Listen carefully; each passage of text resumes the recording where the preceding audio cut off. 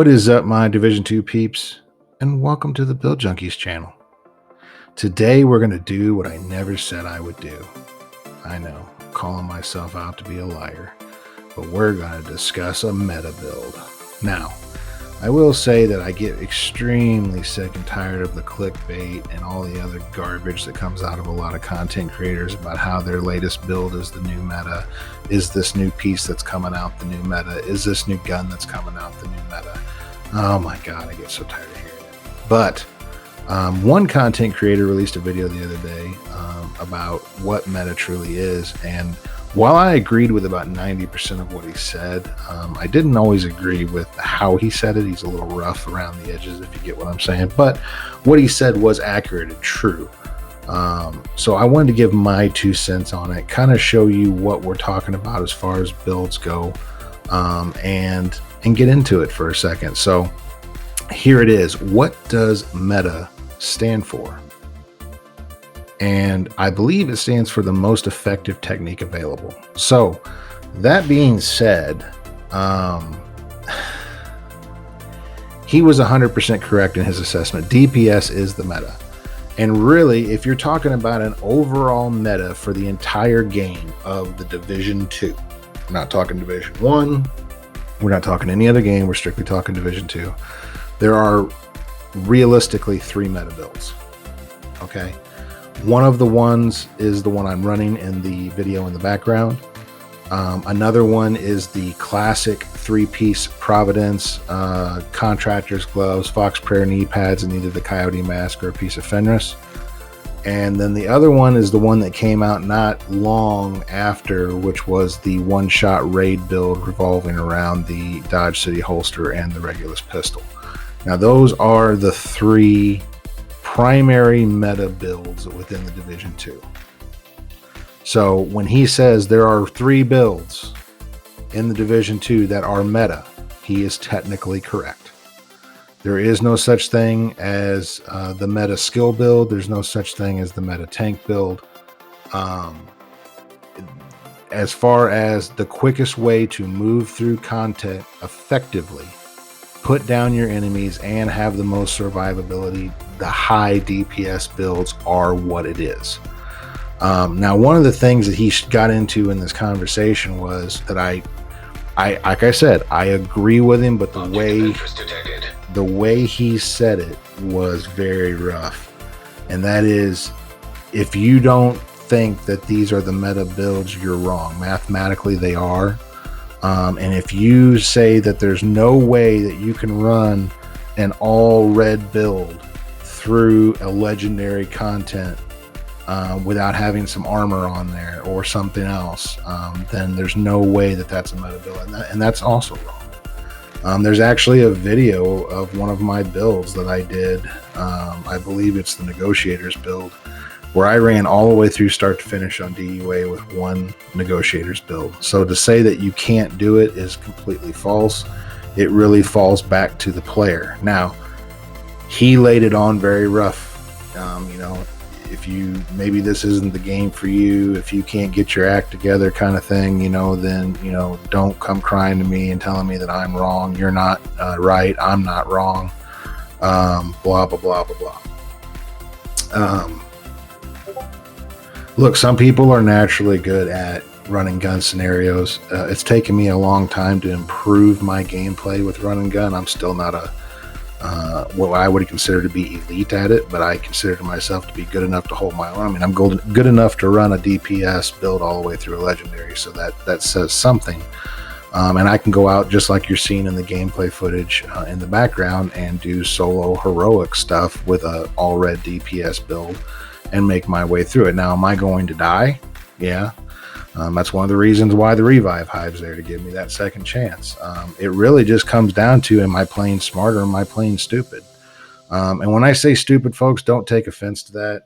I'm not calling you stupid if that's how you play, but if that's how you play and you continuously die and you can't make DPS work, then it's not the build necessarily. It is your gameplay style that you would need to adapt in order to make that build work for you. It does not make you dumb, does not make you stupid. I'm just using that in terms of myself. If I make stupid mistakes, I'm going to die. That's basically what it comes down to. The slight differences that I would say I disagree with him on are, if you're talking about the overall game, yes, there's those 3 builds, those 3 meta builds. But that's not to say that you can't have substructure, you can't have subcategories. You can't say that the 3-piece Empress waveform skill build isn't the meta version of a skill build, because it is. There's no other skill build that works as well as that setup. So to say that there's no other meta, it all depends on your perspective and what you're talking about. Like I said, if you're talking about the whole game, yes, you're correct. If you break it down into subcategories, sure, there's a meta skill build, sure, there's a meta tank build, there's meta hybrid builds, but you have to understand that at the end of the day, if you're talking about the stuff that's going to burn through content the quickest. Now, and here's a prime example. The video that we're running in the background is a great example of this. I finished that control point in 5 minutes. I didn't even have enough gameplay footage to even really make a video, so I had to sit and continuously find that elite resource convoy that was coming in and spark a bullet party with them just to get me enough content to be able to make this video. So he's 100% right. To the meta, the most effective technique available, the most effective technique to move through content the quickest is DPS. It's always going to be DPS. I don't ever foresee that changing, even with the stuff that's coming out for the upcoming season. That's not going to change. DPS is always going to be the meta in this game, and that is just how it is. But to each their own, you know. If you like to run skill builds, and trust me, folks, I love skill builds. If you like to run status builds, if you like to run tank builds, if you like to mess around and run hybrid builds, you know, there's 70 plus videos on our channel alone that tells you we like to play around with other builds. Should we call them niche? No, I don't think we should call them niche. If they're fun to run, they're effective, you get out there, you have a good time, you're getting through the content, you're not struggling, then no, I don't consider them to be niche, but I also don't consider them to be meta. So with that, I'm going to leave you guys to ponder on that. I will do a build breakdown just to show you the one meta build that I do have in my saved builds, which you see me running in the background. It is a striker build. I will showcase that at the end of this video to give you an idea. But if you guys are interested in hearing on more content regarding meta builds, maybe an explanation or a viewing of the other 2 meta builds, let us know in the comments, and I will be glad to put together a video for those 2 builds as well, so that you have an idea for all 3. Other than that, I will see you guys again in the build breakdown.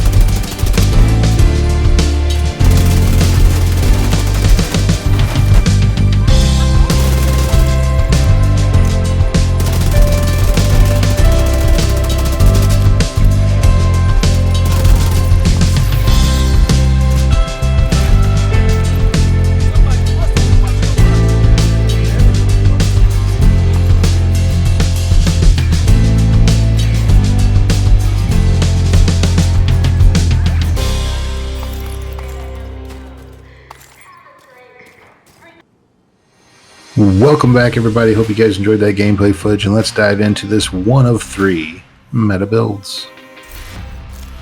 Now, Obviously, weapons can change from person to person, but this is just an overview of the build itself. We're running the specialization gunner here, and that is in order to maximize our armor on kill. Well, I should say maximize it. Give us some armor on kill.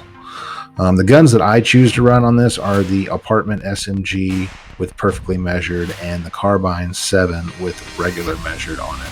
And that gives me a nice blend between long range damage and short range damage, and they both hit very hard on the second half of that magazine.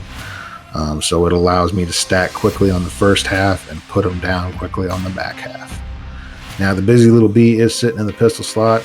Once again, didn't use her much, but you could and up that damage quite significantly if you whip that gun out and mark some targets before you start laying into them with the other two weapons.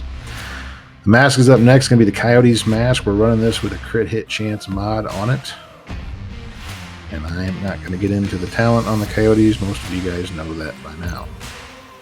The chest piece we're running is a piece of Grupo Somber weapon damage and crits, along with a crit hit damage mod and the Obliterate talent as, well, the talent.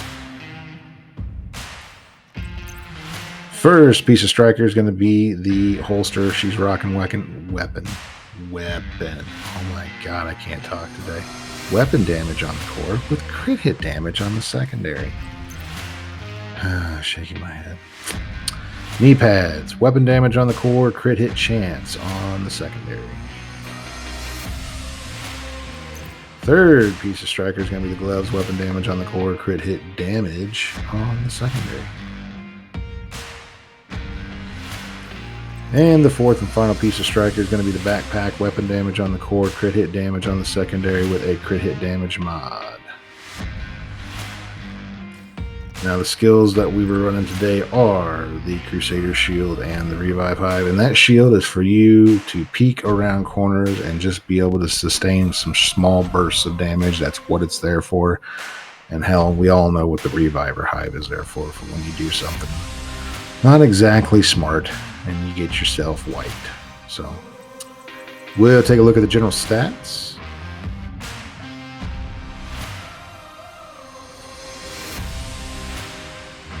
As always, please like, subscribe, ring that bell for notifications on future videos. We do appreciate you guys checking out our content.